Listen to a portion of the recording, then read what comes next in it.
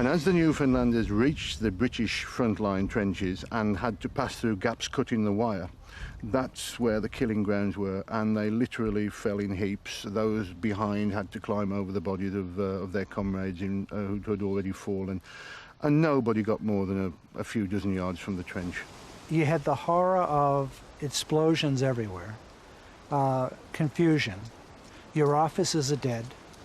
Your pals are being killed off to the left and right. You're under orders not to stop for the wounded. You're perspiring, you're hot, it's July, the goggles and your gas mask are fogging up. You lose your sense of direction. There's fire and explosion and light from explosions everywhere. You're leaderless, and you're about 20 years old. This stretch of innocent-looking, green-rolling countryside is steeped in blood. It is the site of perhaps the bloodiest battle ever fought in all of human history. In just over 4 months, over 1 million young men were killed here. Many tens of thousands of them remain unfound, scattered together with the endless relics of the battle, the spent bullets and the belt buckles, the helmets and the shell cases, along the gently winding banks of the River Somme in northern France. The battle started in the high summer of 1916. The two armies, the Allies on one side, the Germans on the other, had become locked in stalemate, facing each other in deep trenches that ran for miles across the countryside, just a few hundred yards apart. The British decided on a frontal assault to slice through the enemy lines and roll them back in a matter of weeks all the way to the Rhine. That was the objective. It began with the most massive artillery bombardment in military history. For 6 days, night and day, the guns roared, and 1.5 million shells rained down on the enemy lines. Then at 7:30 a.m. on the 1st of July 1916, the whistles blew and the bagpipes shrilled, and tens of thousands of young men rose out of the trenches and moved towards the German lines. Most never made it. They were cut down in a wasteland of mud and shell holes. 60,000 British and Commonwealth men were killed or wounded on the very first day. The attack ground to a halt. 4 months later, when the battle ended, all that had been won for the hundreds of thousands of men who'd been lost was a few square miles of this shattered landscape.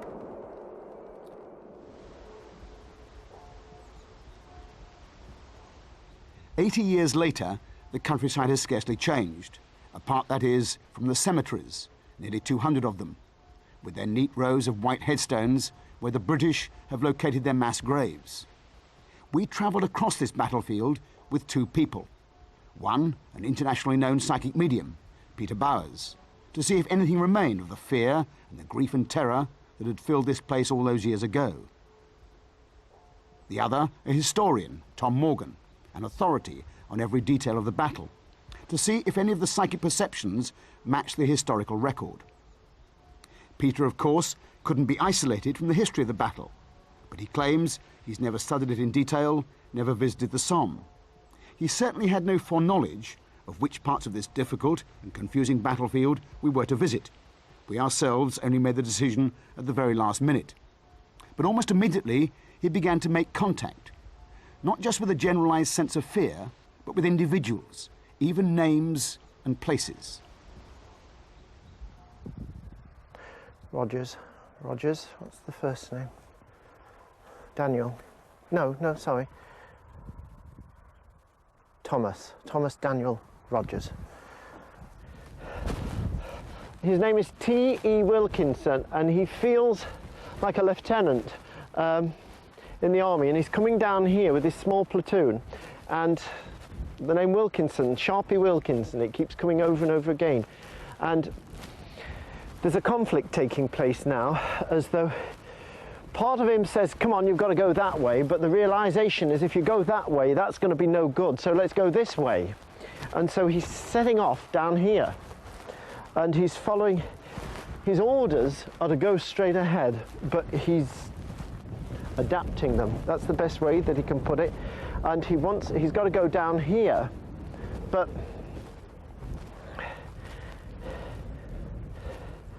this is getting no better than going down there. Horrible feeling now, as though the bubble is completely closed around me and I'm trapped in this, it's like as though the rest of the lads are right behind me, and I've got separated in some way. Perhaps I pushed too hard, and it's like a bubble. It's as though I'm going in and I'm being surrounded on all sides by feelings and the enemy, and I'm trapped, and it's like a small contingent of us, perhaps 50, 60, 70 of us, something like that, and we've broken through, but nobody else has. And as I'm going, there's a terrible fear in my stomach, and my legs are quaking, and the whole lot is, it's just terror now. Tom, the historian, of course reserved judgment, but he was astonished at the accuracy of many of the descriptions that Peter came up with about the location of particular groups of soldiers and lines of movement in the battle. Details he believed that would have been extremely difficult, if not impossible, to pick up from the official histories. This sense of entrapment, for example, in a particular place. There was just such an event in this very place, when a group of men were cut off from their comrades and completely surrounded. The attack failed in a snowstorm blizzard, and they all withdrew. But what they didn't know was that a force of 100 men were left there cut off. And various rescue attempts were made. They all failed. And the men stayed there for about a week, and slowly their numbers became less and less until they were obliged to surrender. And they certainly were cut off here, and they certainly did break into something which in a way closed around them, and it was not possible to rescue them and extract them from it. And that's where the battle actually ended in November. But what about the names? Did these people exist? Peter made it clear that he had no sense of when, during the 4 months of the battle, or even the war, that people had been killed. And the official records don't describe how or when soldiers died, only when and where they're buried. But the extraordinary fact is that some of these names do seem to check out. There was a Thomas Rogers in the Leicestershire Regiment, as Peter described, not a Thomas Daniel, but a Thomas Humphrey Rogers. There was a T. Wilkinson killed, not a lieutenant, but a sergeant, in the regiment that was surrounded. And there were 4 or 5 others that Peter came up with that were the same, or very close to names that appear in the official records. It is conceivable, of course, that Peter learned of these names in some other way. We can only say that he denies any such suggestion.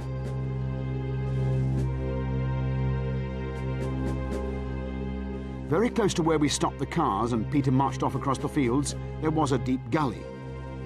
In the few hours before dawn, on the 1st of July 1916, this ditch or lane was packed with young men, bayonets fixed, nervously waiting for the signal to attack. It was a very dangerous spot, in the middle of no man's land between the lines, which they had prepared as a jumping-off point. When the attack started, the first waves were cut down by machine guns as soon as they broke into the open.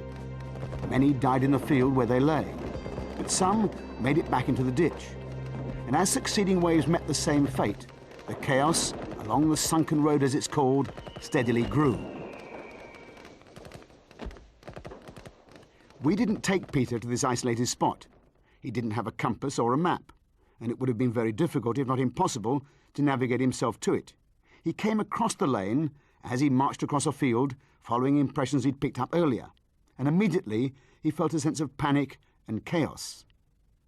There's a sense of confusion, as though I'm breaking through into something now, but as I'm getting in this here, it's as though I've been caught again. It's not the same feeling as before as being trapped, but as I'm setting off for something, and there's a sudden realization as I'm getting through here that hold on, this is no better than the other things were.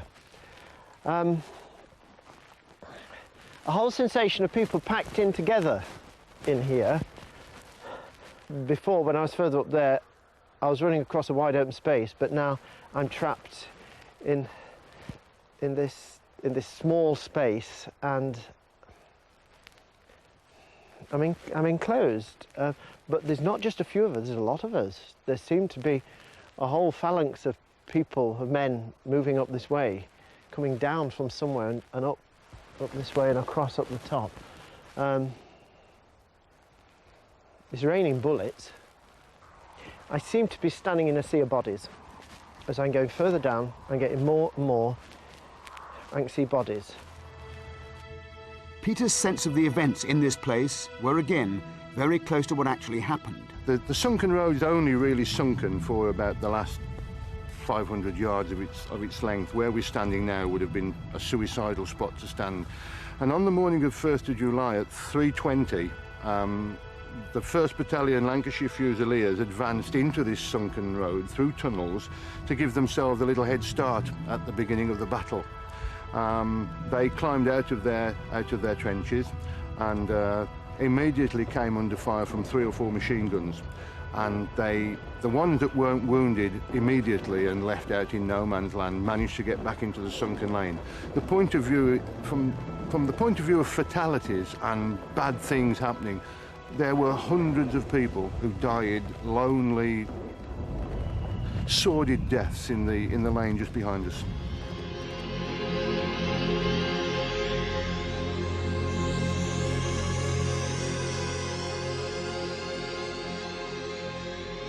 This small French guest house stands about 2 miles behind the former British battle lines.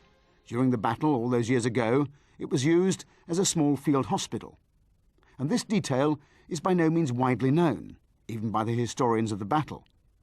But in our researches we learned that there had been a number of paranormal events here. And this is where, without any information or prior warning, we arranged for Peter to stay.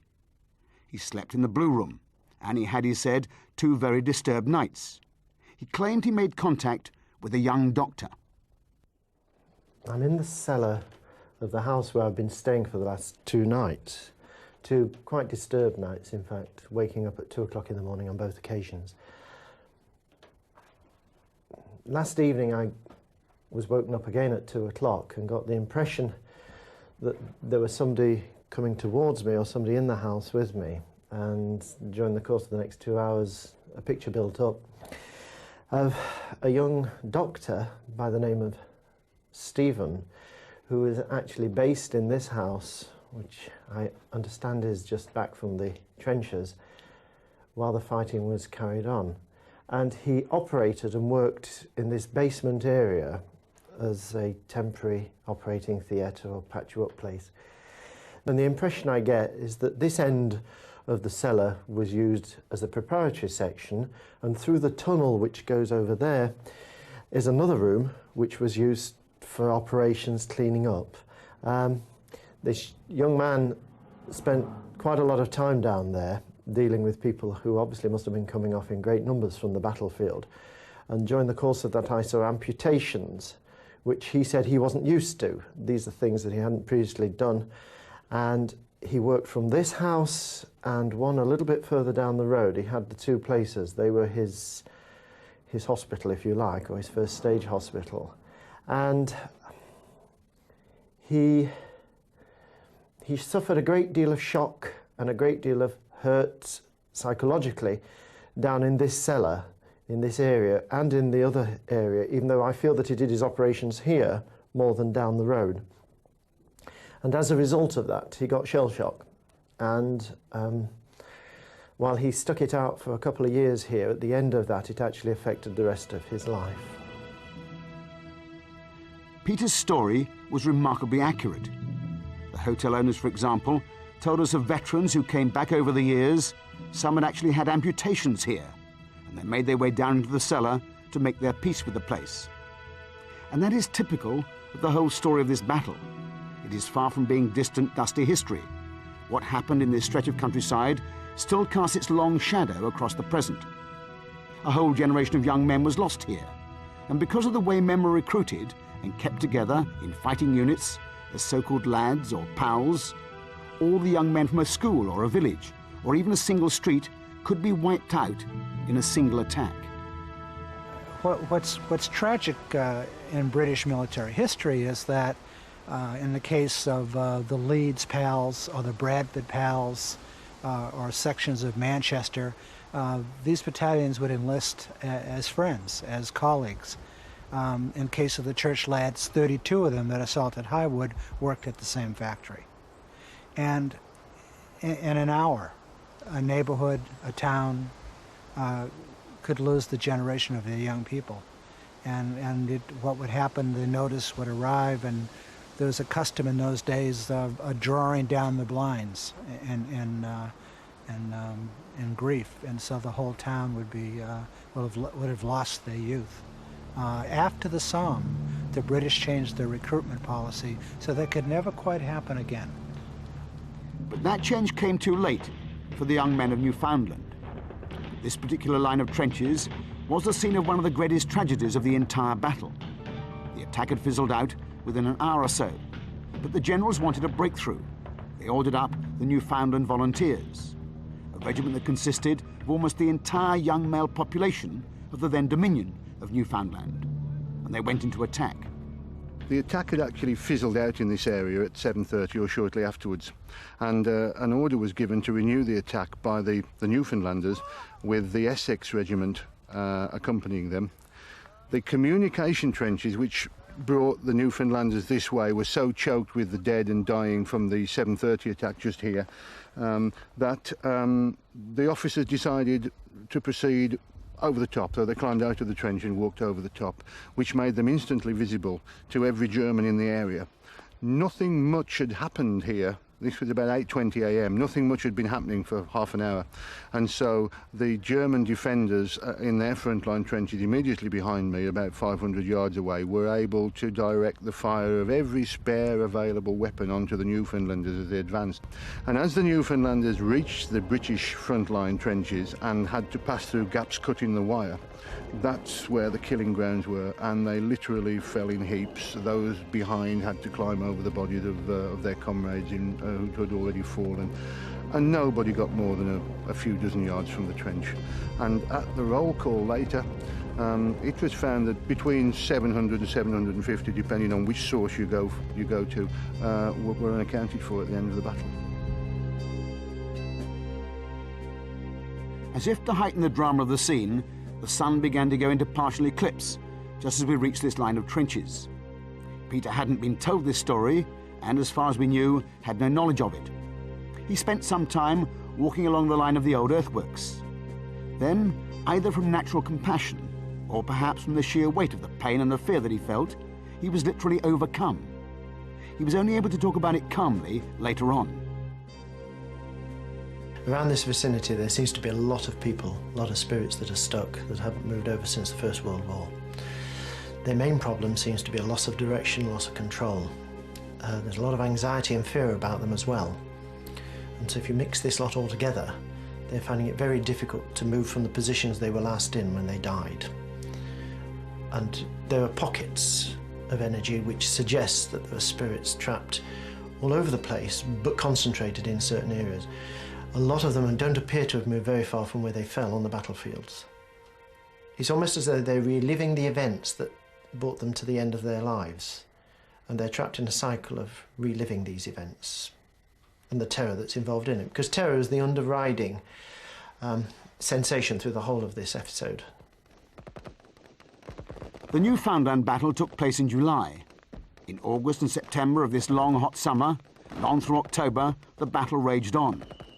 Groups of men gave their lives to capture a mere patch of trees or a small wood. The names of these places have gone down in history. Devil's Wood and Highwood, for example.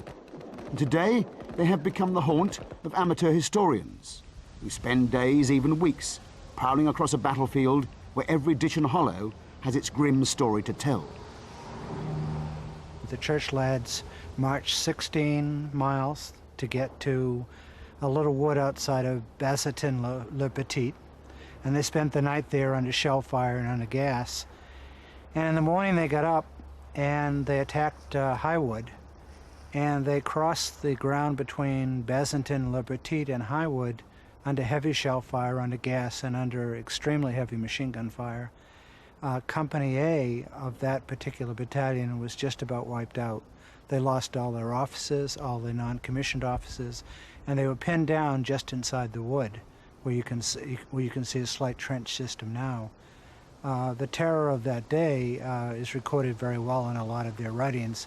One in particular, Jack Bement, talked about being in a shell hole, having watched his CO, Colonel, go into shell shock, and then watching his pals not only being killed by shell fire, but as the shells continued to hit, watching their bodies catapult into the air and turn over and over and come down again. and until they were literally broken apart, his bodies. When Peter came to Highwood, it was clearly a very painful experience. For him, it was almost as if the battle was still raging around him. The pain of this place is intense as anywhere on this field. If ever Christ was crucified, it was here. I'm picking up pictures of the war of attrition that wouldn't go away. We've got men wandering around, clutching onto each other because they couldn't see a thing. They were lost completely in this mist of pain. It's utter carnage, it's utter desolation. The feeling of abandonment is so great in this place that if ever a bird sang in these trees, it'd need a lot of courage. The feeling is that just in front of us, only a few yards away, there are trenches where hundreds of men, hundreds upon hundreds, seem to fall. And I'm seeing swirling gas, and I'm seeing bayonets, I'm seeing all the paraphernalia of war. At its most cruel, most destructive. Poor souls who fell here.